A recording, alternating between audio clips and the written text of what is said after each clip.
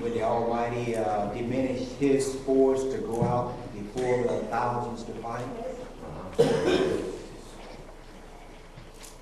Terry, who do you think of?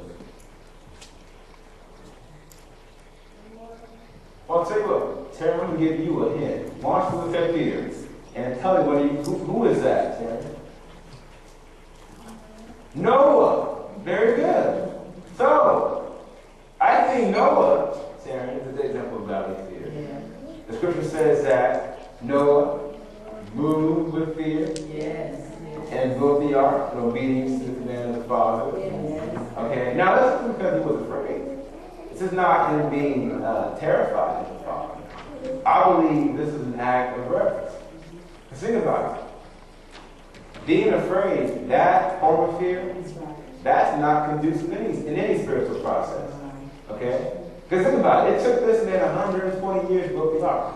If he did it primarily out of fear or trepidation, he wouldn't have finished it in 120 years. Lack of sobriety, lack of moderation would have kept him from doing it. So I believe that because of his reverence for the Most High, his Creator, he obeyed, and that was what I call godly fear. And that is what this lesson is about here. So, Mark, what's the second level?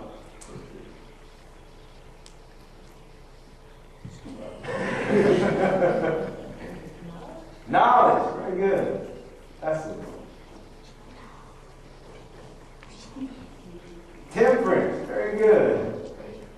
Patience, very good. Hidden love, very good. Godliness. Kindness. Love. Okay, there we go. All right. This is familiar. Then we said between faith and virtue was obedience. Okay, so where do you think godly fear fits into this picture? Stair step to knowledge. The stair step to knowledge. Okay. So, we've figured out how to get to virtue. Now we've figured out how to get to knowledge. It is through godly fear. Let's talk about godly fear tonight. Godly fear represents the second half of the effort required to make an innocent in our life. Okay, so virtue is the first half. Godly fear is the second half. Exodus 20:20, Moses told the people, he said, the Yahweh has come before you to prove you that your fear may be before him, that you may not sin. He said that, so basically he said, if you have fear for the Most High, then you will not sin. Proverbs 14:27 says, the fear of the Lord is a fountain of life, to depart from the snares of death. And what did it say about death and sin in the first day?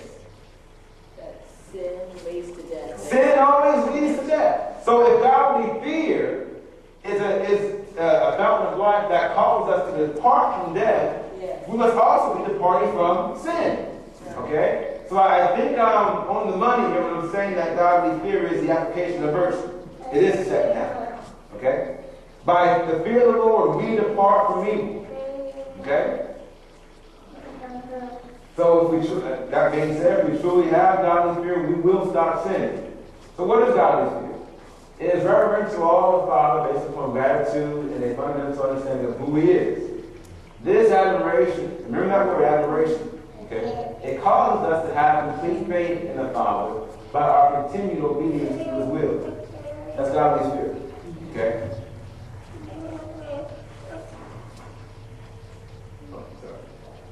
And then he saw that. What are the 3 degrees of godly fear? Value.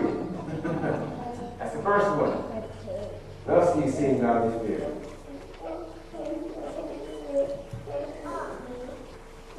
Obedience. Right? Obedience. Obedience in godly fear? Yes. Adoration.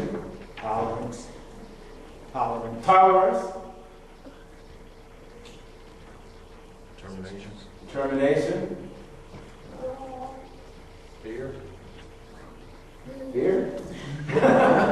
Well, yes. Fear is a part of godly fear.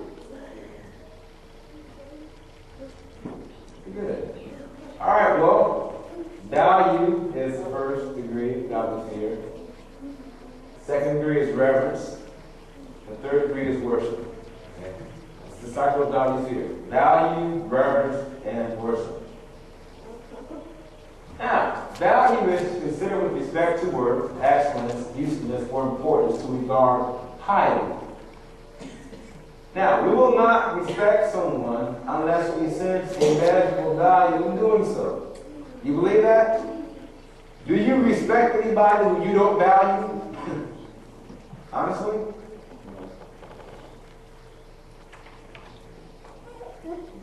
Yes or no? No? Okay. So, do you see what value is the beginning of godly fear? The first thing we have to do is value the Most High because it is impossible to quantify His word. Everything we have, our ability to even be here, to think, to see, the activity of our bodies is because of Him. Okay? Everything, our understanding, our intellect, our good fortune in life, to go to our job, to make money, and to live a progressive life, to have a productive existence is based upon His grace and mercy and goodwill toward us. Okay? We can't quantify His value in our life. It's immeasurable. Okay? So we should value Him above all. Now, if we value Him appropriately, then we're going to reverence Him. You see how natural that is? If we value Him, we reverence Him. And the people who don't reverence the Father, they don't completely value Him. Reverence is a feeling of deep respect, veneration, the state of being revered, honored, or esteemed.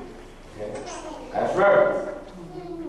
Now, after we assess a high value to someone, like I just said, we naturally begin to reverence them. Now, I make an emphasis on naturally because there's a way to display reverence without having any spiritual conversion. There's a way to display loyalty or honor to someone or something without really being loyal to them. Yeah, amen? Okay, that is possible. Okay? This leads me to a conclusion. Our ascension of the pinnacle of holiness cannot be feigned because every spiritual conversion is represented by a physical manifestation. So it has to happen here first. Okay? That reverence has to happen inside of us. Matthew 7:16 says, do men gather grapes of thorns or figs, of thistles? He says, ye shall know them by their fruits. Yes. Okay? If you have the spiritual conversion, you're going to have the fruit. Okay, so that's why we have to not just see men's actions, we have to let things play out and let people through spiritual conversion reveal where they really are at. Okay? That leads us to worship. Okay? We first develop an appropriate value for the Creator, then we begin to reverence Him, and now we can engage in true worship. Now, what does that mean?